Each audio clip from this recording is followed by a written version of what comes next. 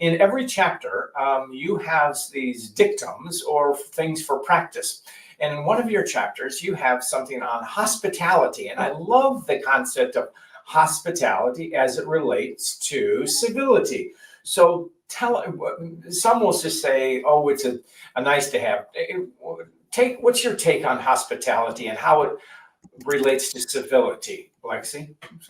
So hospitality is a high and noble expression of civility. It's civility in practice in many ways.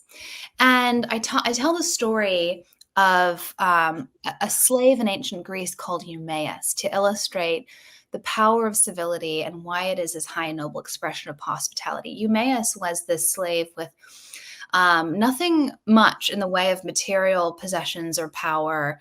And one day, though, even though he had very little, he encountered someone who appeared to have even less than he did. And what did he do?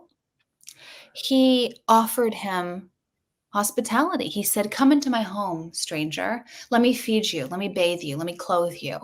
And only after he'd given him a place to stay and rest and rejuvenate, he said, "Now tell me your story." He didn't do these things with any expectation of getting anything in return. It wasn't a friend or a guest he was hoping to do business with. It was just a stranger who appeared to be in need, and he welcomed him in, provided for his basic needs. And he said, and then it was revealed that it was his long lost and beloved master, Odysseus, in disguise as a beggar. So, obviously a person of great wealth and political power. And they have a beautiful reunion.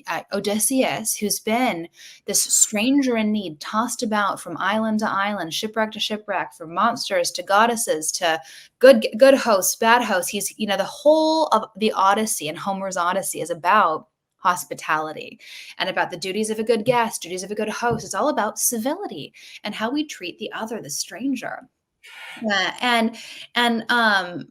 Odysseus is so thrilled to have discovered that his beloved Eumaeus, his supportive friend and slave and servant, is a person of character and integrity, because he showed him help even when he was in need, but didn't have anything to gain from doing so. And we see this trope of strangers in disguise across history, across culture, across literature, that this is just an objectively kind of universally agreed upon value. You show kindness and to the other, the stranger, the outgroup, the outsider, the person you may never see again, who will never do anything for you in return, just because they're a person like you in need.